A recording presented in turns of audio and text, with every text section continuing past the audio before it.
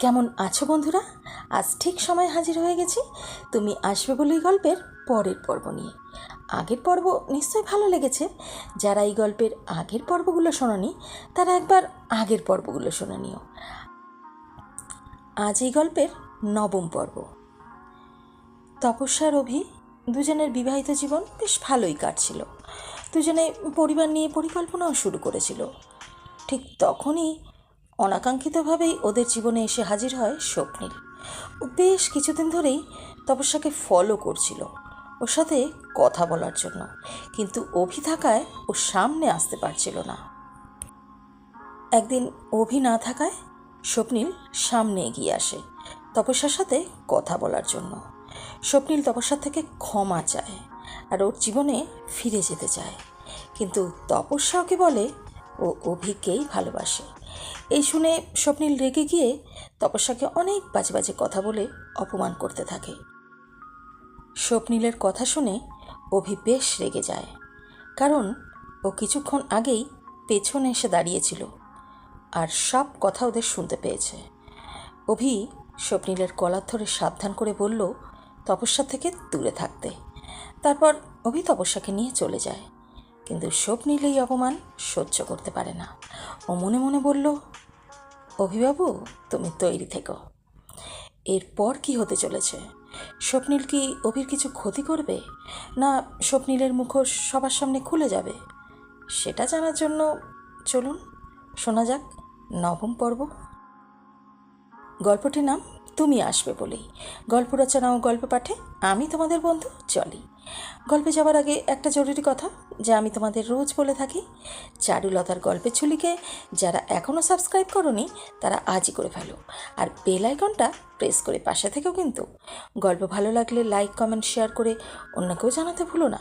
চলো এবার গল্পটা শুনে আসি। বেশ কটা দিন নির্বিঘ্নে কেটে যায়। দেখতে দেখতে পুজোও চলে আসে। ওরা সবার জন্য কেনাকাটা শুরু করে। এই আনন্দে ওদের মন থেকে স্বপ্নীলের কথাটা মুছেই যায়। আজ মহালয়া। প্রতি বছর মহালয়াতে অভি যায় গঙ্গায় তর্পণ করতে। সেই মতো ও ভোরবেলায় ঘুম থেকে উঠে রেডিওটা চালিয়ে দেয়। তপস্যা উঠে যায় অভিকে সমস্ত সরঞ্জাম গুছিয়ে দেওয়ার জন্য। যাওয়ার আগে অভি তপস্যাকে জড়িয়ে ধরে কপালে একটা চুম্বন এঁকে দিয়ে বলল, এই আসছি। তপস্যা মাথা নেড়ে সম্মতি দিয়ে হেসে বলল, সাবধানে যেও আর তাড়াতাড়ি ফিরে এসো।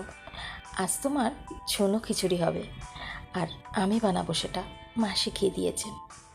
তাই নাকি? উফ, তাহলে তো জমে যাবে আজ। ঠিক আছে এবার আসি, নয়তো ভিড় হয়ে যাবে।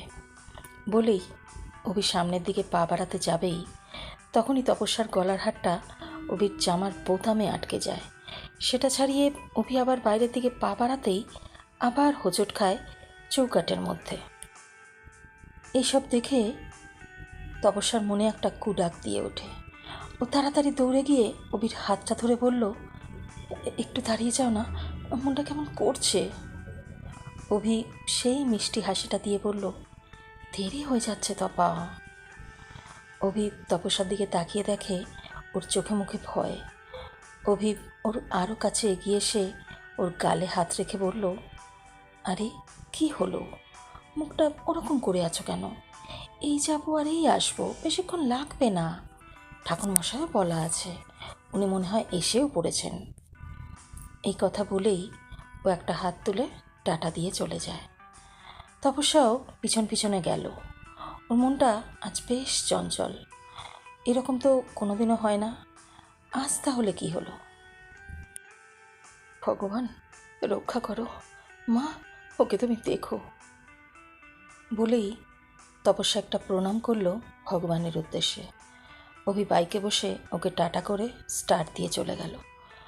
তপা ওদিকেই চেয়ে থাকলো চোখের আড়াল না হওয়া পর্যন্ত। তারপরও ধীরে ধীরে বাড়ির দিকে পা বাড়ালো। প্রায় 11টা বেজে গেল, এখনও অভি আসেনি।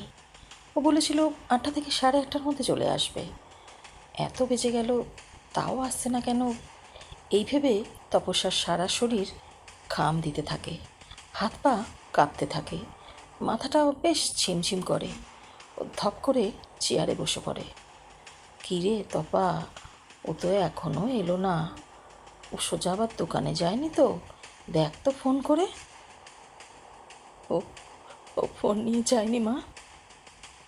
ও হ্যাঁ, তাই তো, ওখানে কি করে আবার ফোনটা নিয়ে যাবে? আরে কি মুশকিল, কাঁদছিস কেন?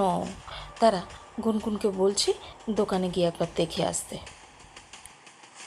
কিছুক্ষণ পর দোকানের এক কর্মচারী দৌড়াতে দৌড়াতে এসে বলল, তাড়াতাড়ি চলো, তাড়াতাড়ি হসপিটাল চলো, অভিদাদার অ্যাক্সিডেন্ট হয়েছে বড় রাস্তায়। এই কথা শুনেই তপস্যার চোখের সামনেটা যেন সব অন্ধকার হয়ে গেল, সাথে সাথেই মাথাটা যেন ঘুরে গেল। সঙ্গে সঙ্গে নীরাদেবী ওকে ধরে ফেললেন। একটু শক্ত হ তপা, এরকম ভেঙে পড়লে কি করে হবে? তপস্যা একটু স্বাভাবিক হলে ওরা সবাই মিলে রওনা দিল হসপিটালে। হসপিটালে পৌঁছে জানতে পারে ওকে এখন অপারেশনের জন্য নিয়ে গেছে। ওর ওটিতে অপারেশন চলছে। যারা ওকে নিয়ে এসেছিল তারা ওদের সামনে এগিয়ে আসে। ওরা সবাই তপস্যার ওদের পরিবারকে খুব ভালোভাবেই চেনে। তপস্যা ওদের থেকে জানতে চাইল কী হয়েছিল। তারপর ওরা যা বলল সেটা শুনে তো সবার শিরদাঁড়া দিয়ে শীতল ধারা নেমে গেল। একজন এগিয়ে এসে বলল, অত সকালে রাস্তা ফাঁকাই ছিল, বেশি গাড়িও চলছিল না। আমরা সবেমাত্র দোকান খুলেছি, দোকানে ধূপ দিচ্ছিলাম, তখনই একটা বিকট শব্দ শোনা যায়।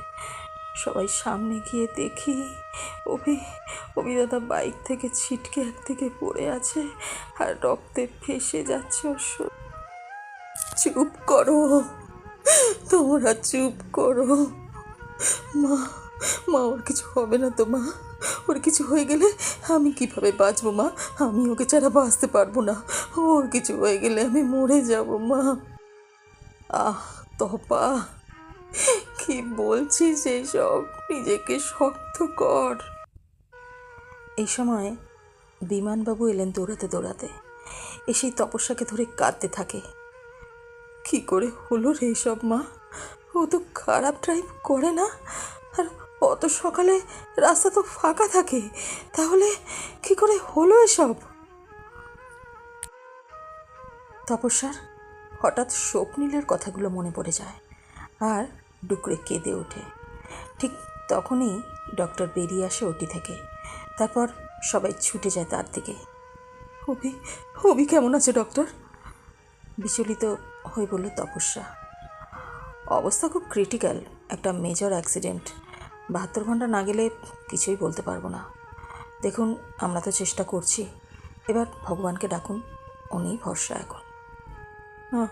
আমি একটু দেখতে চাই ওকে। এখন নয়, কিছুক্ষণ পর আইসিইউতে শিফট করা হবে, তারপর দেখতে পাবেন, তাও বাইরে থেকে। বলেই ডক্টর চলে যায়। কিছুক্ষণ পর ওকে শিফট করা হলো আইসিইউতে। ওরা দেখলো ওর মাথায়, হাতে, পায়ে ব্যান্ডেজ বাঁধা আর সারা শরীরে যান্ত্রিক সব নল লাগানো। মেশিনের টিকটিক শব্দ জানান দিচ্ছে ওর হৃদযন্ত্র সচল। তপস্যা ওই অবস্থায় ওকে দেখে আঁতকে ওঠে।